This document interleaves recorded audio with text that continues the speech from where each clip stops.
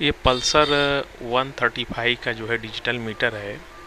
एक भाई ने इसको जो है खोल करके बनाने की कोशिश किए थे, थोड़ा सा प्रॉब्लम उन्होंने नहीं समझ पाया, जिसके वजह से इसमें प्रॉब्लम आने लगी। वो देख नहीं पाए क्योंकि इसका डिस्प्ले का ही प्रॉब्लम था। पीछे से जो है एलईडी जो बैकलाइट जलती है, तो उसके वजह से इसमें पोलराइजर जो पीछे साइड का होता है उसने उखाड़ दिया। आगे का तो सही है, लेकिन पीछे का जो पोलराइजर सीट होती है वो जल गई थी एलईडी के हीट की वजह से, तो उन्होंने उसको निकाल दिया था। तो हम उसको अभी साफ़ कर रहे हैं, और साफ़ करने के लिए मैं थिनर का इस्तेमाल करता हूँ। वैसे तो कुछ भी आप जैसे चाहें, मेन चीज़ होता है सरफेस बिल्कुल प्लेन हो जाए। तो आप ब्लेड से भी कर सकते हैं, मैं तो थिनर से करता हूँ। तो अभी मैं थिनर से इसको साफ़ कर ले रहा हूँ, और साफ़ करने के बाद इस पर पोलराइज़र लगाऊंगा। और भी कैसे लगाऊंगा वो देख लीजिए, क्योंकि इसमें कोई ज़्यादा प्रॉब्लम नहीं है कि लगाने में, आप भी लगा सकते हो। वैसे तो जो एलसीडी टीवी का जो जानकारी रखते हैं उनको अच्छी तरह से मालूम है कि पोलराइज़र क्या चीज़ होता है। तो मैं आपको बता दूं कि पोलराइज़र एक हॉरिजॉन्टल और एक वर्टिकल के लिए रहता है। अच्छी जानकारी के लिए अगर चाहिए तो आप सर्च कर सकते हैं, यूट्यूब पे जा कर के देख लेंगे। बहुत से लोग ने लिक्विड के बारे में लिक्विड जो एलसीडी का जो होता है कैसे काम करता है वो तो आपको मालूम पड़ जाएगा। तो इतना समझने की ज़रूरत नहीं है, बस इतना आप याद रखिए कि एक आगे की तरफ लगा होता है और एक पीछे साइड में एक पन्नी जैसे दिखेगा, हल्का हल्का उसमें ब्लैक पन रहेगा।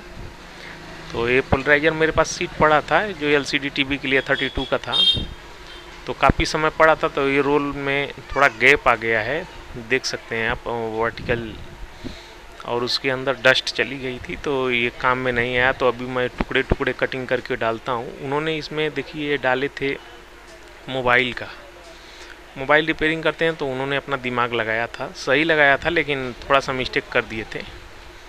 तो उसी साइज़ का मैं कटिंग कर देता हूँ, क्योंकि बाकी वो परफेक्ट कटिंग किए थे तो मुझे ज़्यादा वो समस्या नहीं है, नहीं तो नाप उसकी बराबर माप लेनी पड़ती। तो आप इसमें हॉरिजॉन्टल मत कटिंग करिएगा, वर्टिकल कटिंग करिएगा। और उसका भी सिंपल तरीका है, आपको मालूम पड़ जाएगा। तो ऐसे कटिंग करेंगे तो बराबर रहेगा। वैसे भी अगर चाहें तो आप टुकड़ा कटिंग करके आपको चेक कर सकते हैं उस पर। अभी मैं दिखाता हूँ आपको कि कैसे इसको लगाएंगे। तो थोड़ी थोड़ी मतलब कैसा रहता है कि हमको जो नॉलेज नहीं रहता है ना, हमको लगता है कि वो बहुत भारी और ज़्यादा कठिन चीज़ है, लेकिन ऐसा कुछ है नहीं। तो हम आराम से कर सकते हैं। तो मैं कटिंग करके इसकी साइज़ बना लेता हूँ, तो वो पता चल जाएगा। कैसे आप करेंगे तो हो जाएगा, बहुत बड़ी बात नहीं है, फेक वीडियो नहीं है ये, ऐसा मत आप समझिए। क्योंकि फेक वीडियो डाल करके कुछ समय के लिए तो लोगों को हम इधर से उधर मोड़ सकते हैं, लेकिन ज़्यादा समय तक नहीं, क्योंकि गलत ही रहता है। तो मैं कटिंग कर लेता हूँ और इसको लगा लेंगे उस पर। मैं भी ये मीटर का काम नहीं करता हूँ, लेकिन हाँ इतना है कि इलेक्ट्रॉनिक का काम करते करते इतना नॉलेज हो गया है, क्योंकि पोलराइज़र की वजह से ही बहुत फ़र्क पड़ता है। अब चेक करना हो तो ये 30-35 रुपए की जो 5 रुपये 6 रुपये की जो चाइना की पहले घड़ी आती थी, देखिए उसमें पोलराइज़र का ही कमाल होता था। आप उखाड़िए ऊपर से देख सकते हैं। तो मैं बचपन में ही करके देख लिया था, तो अपने को ये मालूम है कि डिस्प्ले में ये होता है। तो आप देख सकते हो कि अगर गलत रहेगा तो इस तरह से दिखेगा, और अगर बराबर रहेगा तो बिल्कुल ट्रांसपेरेंट हो जाएगा। और देखिए मैं घुमा के लगाता हूँ तो ये देखिए वो ट्रांसपेरेंट मतलब ख़त्म हो जाता है, उसके अंदर ब्लैकपन आ जाता है, क्योंकि वो पोलराइज़र जो मतलब पोलराइज करने के लिए, रोशनी को डिवाइड करने के लिए ये लगा होता है। तो ये जानना आपको ज़रूरी है, क्योंकि इतना डीप मैं नहीं बता पाऊँगा और इतना की ज़रूरत भी नहीं है इसमें।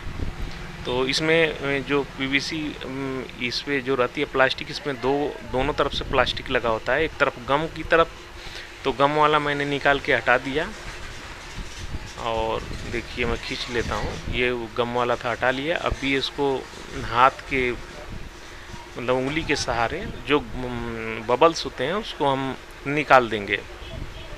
तो जितना अच्छा से आप लगाएंगे इसको उतना बेस्ट रहेगा। और उसको सहला करके बबल्स निकालते जाइए, क्योंकि बबल्स इसमें उतना तो प्रॉब्लम नहीं देंगे क्योंकि डिस्प्ले में कोई देखता इतना नहीं है। लेकिन अगर ये टीवी का होता तो फिर टीवी में रहता तो प्रॉब्लम हो सकती है, क्योंकि उसमें अलग अलग कलर दिखते हैं और पिक्चर की क्वालिटी देखनी होती है और बिल्कुल हमारी नज़र उस पर रहती है।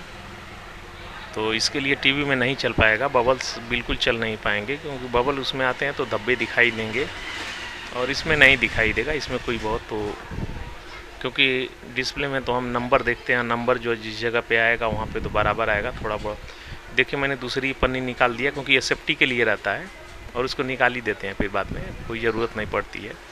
और निकालना इसलिए ज़रूरी है क्योंकि अभी एलईडी हीट होगा तो पिघल करके ये आगे प्रॉब्लम क्रिएट कर सकता है। इसके लिए मैंने निकाल दिया और मुझे बबल से दिखाई दे रहे हैं तो इसको भी मैं थोड़ा हाथ से निकाल दे रहा हूँ। अब जो है इस मीटर को बैकलाइट जो इसकी है, जो बैकलाइट का फ्रेम बोल सकते हैं, उसमें अभी फिट कर लेते हैं। क्योंकि ये मीटर मुझे पहली बार आया है और ये खुद वो खोल के लाए हैं, आप देख सकते हैं। उसमें जो स्पीड का जो स्केल होता है वो भी निकाल के लाए हैं, तो ऐसे नहीं मालूम पड़ेगा कि कौन सा है, लेकिन उन्होंने बताया और देखा भी गाड़ी मैंने, तो पल्सर 135 का ही है ये। और आप सर्किट भी देख सकते हैं, उन्होंने खोल के लाया था, तो आप खोल सकते हैं तो कर लीजिए। और दूसरा चीज़ ये पीसीबी से निकालने के लिए बहुत सावधानी करना पड़ेगा, क्योंकि सोल्डर की बिल्कुल टेम्परेचर होना चाहिए और वीक से वो निकालना पड़ेगा, नहीं तो डबल ट्रैक है। आप थोड़ा सा भी मिस्टेक हुआ तो ऊपर कांच के ऊपर जो कनेक्शन है वहाँ से आपका टूट जाएगा। तो इसके लिए बहुत सावधानी से इसको निकालना पड़ता है।